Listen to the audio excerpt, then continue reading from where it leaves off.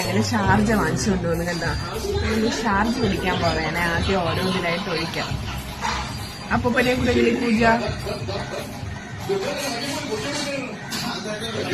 നമ്മളെ വീട്ടിന്റെ അടുത്തുള്ള ഷീജ ആന്റിന്റെ കടയിലുള്ള ഷാർജയാണ് കണ്ട. നമുക്ക് ഷാർജയെ കുറിച്ച്